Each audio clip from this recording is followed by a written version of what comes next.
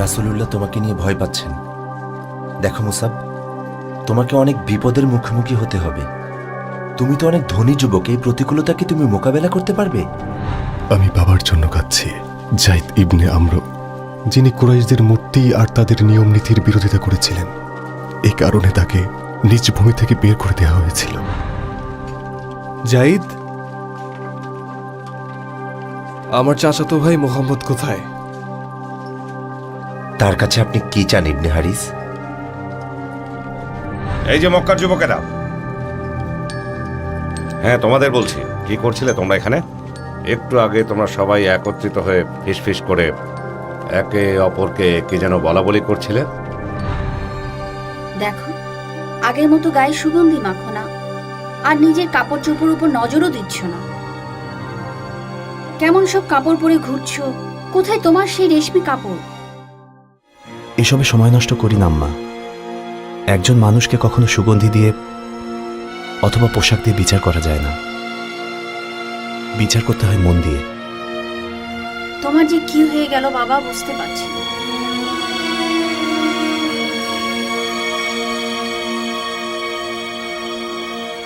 আব্দুল্লাহ, কি হয়েছে আম্মার? আজকাল দেখাই যায় না।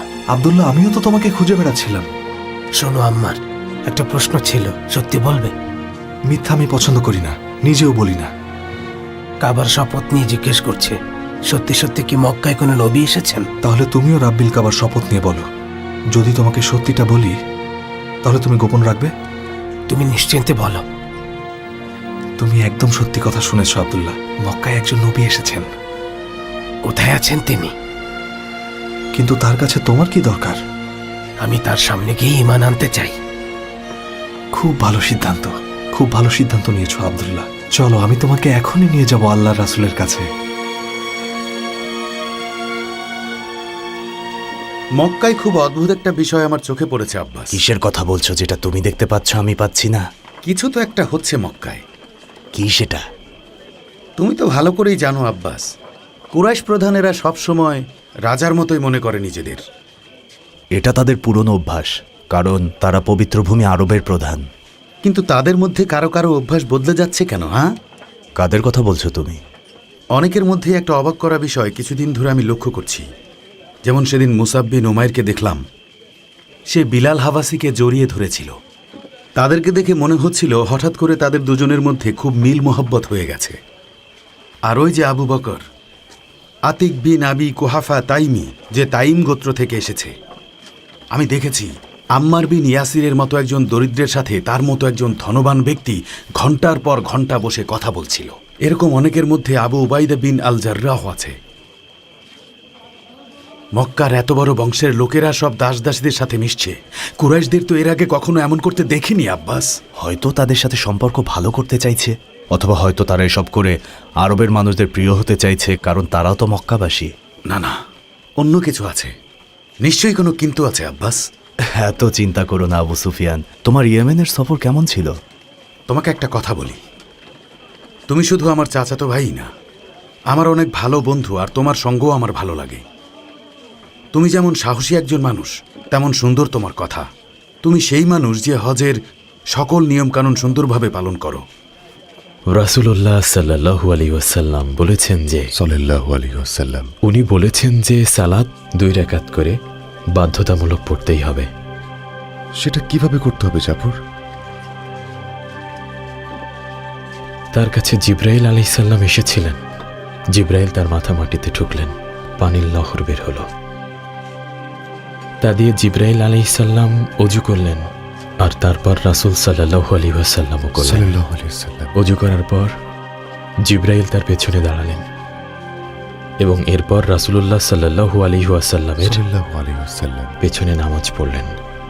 আমরা তো রাসূলুল্লাহরই উম্মত, তিনি যা করবেন আমরাও তাই করব। চলো সালাত আদায় করতে যাই। হ্যাঁ চলো। প্রথম দিকে তো রাসূলুল্লাহ সাল্লাল্লাহু আলাইহি ওয়াসাল্লামের উম্মতদের পবিত্র মক্কা থেকে অনেক দূরে গিয়ে গোপনে সালাত আদায় করতে হতো। তখনও ইসলামের দাওয়াত প্রকাশ্যে দেয়া যেত না।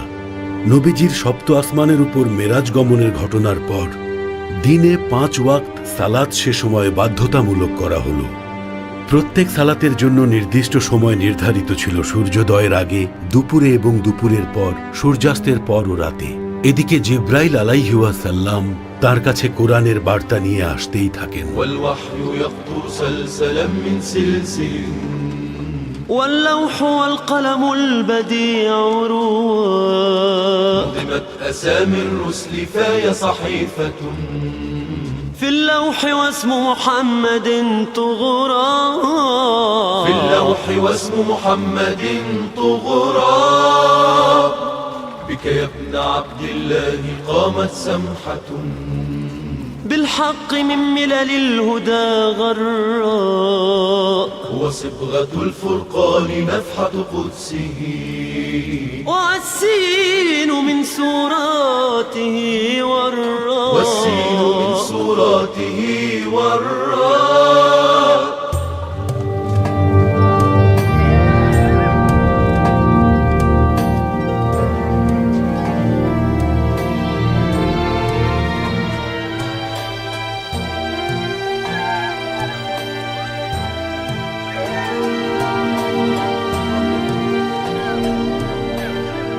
আর পবিত্র কোরআনুল কারীম নাজিল হতে থাকে নবী মুহাম্মদ সাল্লাল্লাহু আলাইহি ওয়াসাল্লামের উপর, এবং তিনি সেই আয়াতগুলো সাহাবীদের শেখাতে থাকলেন।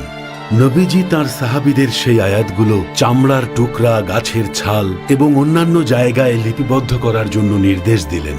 নবীজির মেরাজ গমন সংঘটিত হয়েছিল পবিত্র মাহে রমাদান মাসে, লাইলাতুল কদরের রাতে। মহান আল্লাহ পাক পবিত্র কুরআনুল কারীমে এ সম্পর্কে ইরশাদ করেছেন, রমজান মাসে কুরআন নাজিল করা হয়, এতে রয়েছে হেদায়াতের প্রমাণ। আমি একে অবতীর্ণ করেছি লাইলাতুল কদরে। হে রাসূল, আপনি কি লাইলাতুল কদর সম্বন্ধে জানেন? লাইলাতুল কদর হল 1000 মাস অপেক্ষা শ্রেষ্ঠ। তাদের পালনকর্তার নির্দেশক্রমে প্রত্যেক কাজের জন্য ফেরেশতাগণ এবং রূহ অবতীর্ণ হন। শান্তিময় সেই রাত যা ফজর উদয় পর্যন্ত অব্যাহত থাকে।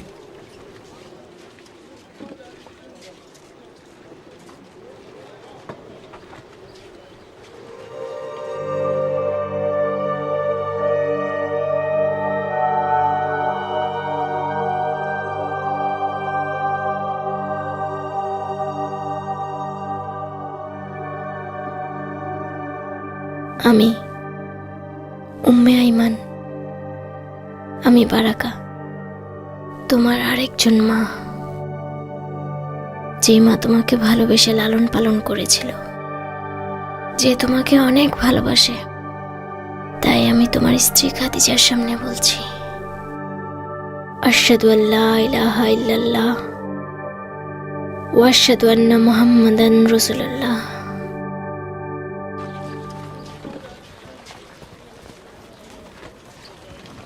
জাইদ, কোথায় যাচ্ছ তুমি? উম্মে আইমানের বাড়িতে।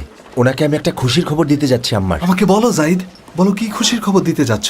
আমাদের নবীজির পক্ষ থেকে তো সবসময় খুশির খবরই আসে।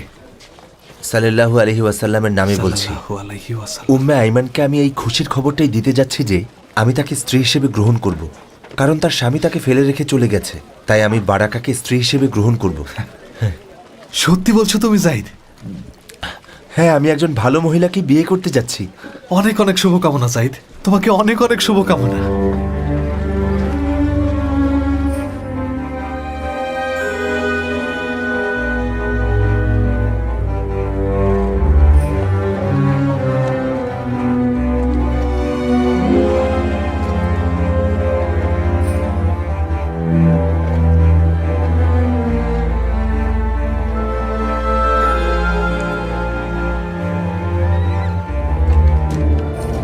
বহু পথ অতিক্রম করে আমি তোমাকে দেখতে এসেছি আল্লাহর নবী। আমি সাক্ষ্য দিচ্ছি যে আল্লাহ ছাড়া কোনো মাবুদ নেই আর মুহাম্মদ আল্লাহর রাসূল।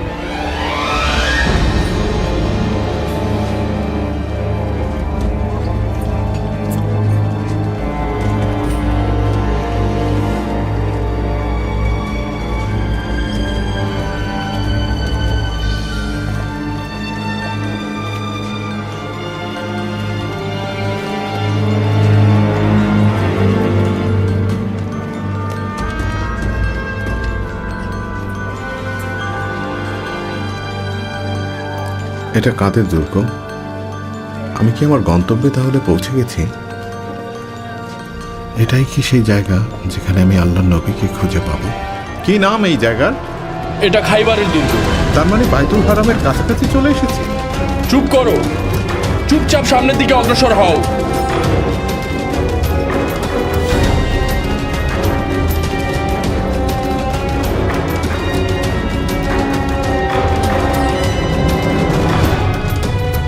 আবু বকর ইবনে আবি কুহাফা, আবু বকর!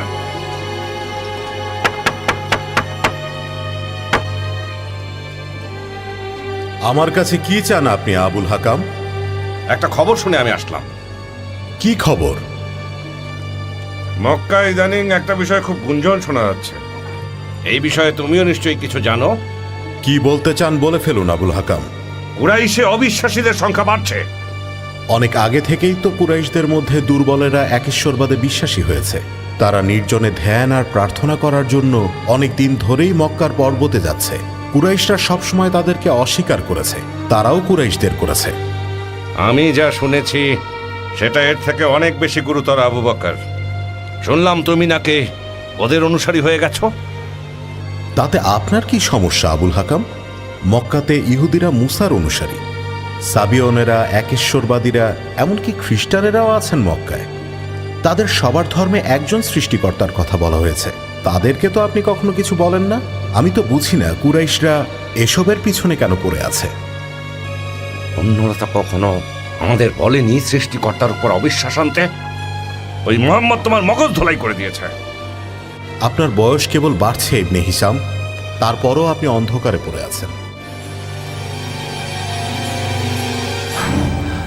আমার ইমানি ভাইয়েরা, আমাদের রাসূলুল্লাহ সাল্লাল্লাহু আলাইহি ওয়াসাল্লাম বলেছেন, সাল্লাল্লাহু আলাইহি ওয়াসাল্লাম, ধনী গরিব মুসলমানেরা একে অন্যের ভাই ভাই।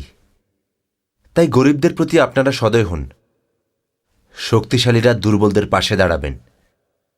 জেনে রাখুন, একজনের খাবার দুজনের জন্য যথেষ্ট, দুজনের খাবার চারজনের জন্য যথেষ্ট, আর চারজনের খাবার আটজনের জন্য যথেষ্ট।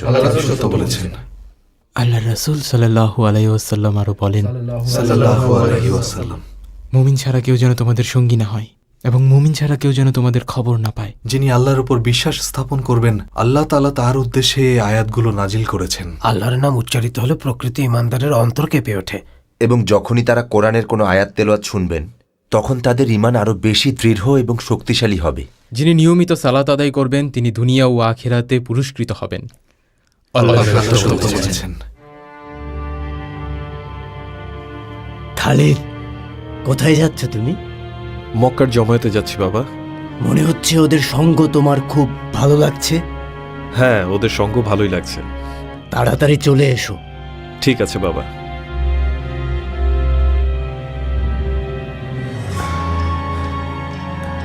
তোমার কি হয়েছে আমাকে বলবে খালিদ? বলছি, বসো। আমি তোমাকে চিনতাম না, কিন্তু কুরাইশদের সবাই আমাদেরকে উদাহরণ ভাবে। তোমাকে তো সুগন্ধির জন্য, আর আমাকে সিল্কের পোশাকের জন্য, আর শাম্মাস ইবনে উসমান সুন্দর চেহারার জন্য। তোমার সাথে কিছু ব্যক্তিগত কথা আছে। যদি মদ্যপানের অথবা আমাদের পুরনো কোনো বদভ্যাসের কথা বলো, আমি আর ওসবে নেই। কিন্তু কেন মুসাব? কারণ আমি নিজের সাথে শপথ করেছি। আসলে কি তাই মুসাব? তুমি কিছু লুকাচ্ছ আমার কাছে? আমি লুকাচ্ছি? হ্যাঁ, তুমি বলো আমাকে মুসাব। একটু আগেই বললে না তুমি গোপনে কিছু বলতে চাও? হ্যাঁ, সেটা কেউ জানুক আমি চাই না। কি বলতে চাও বলো খালিদ। স্বাগতম, স্বাগতম তোমাকে আবুল হাকাম। আবু সুফিয়ানের বাড়ি তোমার আগমনে ধন্য হলো। এসো এসো, ভেতরে এসো। রহমত বর্ষিত হোক তোমার ঘর সংসারের উপর আবু হানজালা। আমার বাড়ির দরজা তোমার জন্য সবসময় খোলা আবুল হাকাম। এবার বলো, তুমি তো এখন আমার মেহমান, আগে তো মেহমানদারের ব্যবস্থা করতে দাও, তারপর অনেক কথা হবে। হ্যাঁ বলো, কি খেতে চাও তুমি? যদি ভালো সারাপ পাওয়া যেত তাহলে কিন্তু মন্দ হতো না।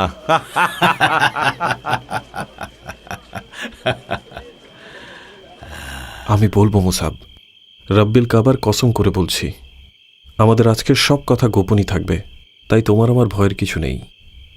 ঠিক আছে মুসাব? ঠিক আছে, বলো কি বলবে খালিদ। মোহাম্মদ ইবনে আবদুল্লাহ। তার ব্যাপারে আমার কাছে কি জানতে চাও? সেটা তুমি ভালো করেই জানো। আমি তার ব্যাপারে সব জানতে চাই। চারিদিকে শুধু তার কথাই শুনছি। কুরাইশদের মধ্যে তিনি নাকি সবচেয়ে সৎ মানুষ। তিনি যদি কিছু নিয়ে আসেন, নিশ্চয়ই তার মধ্যে সত্য থাকবে। এই মানুষটা কোনোদিন বেআইনি কিছু বলতে পারে না।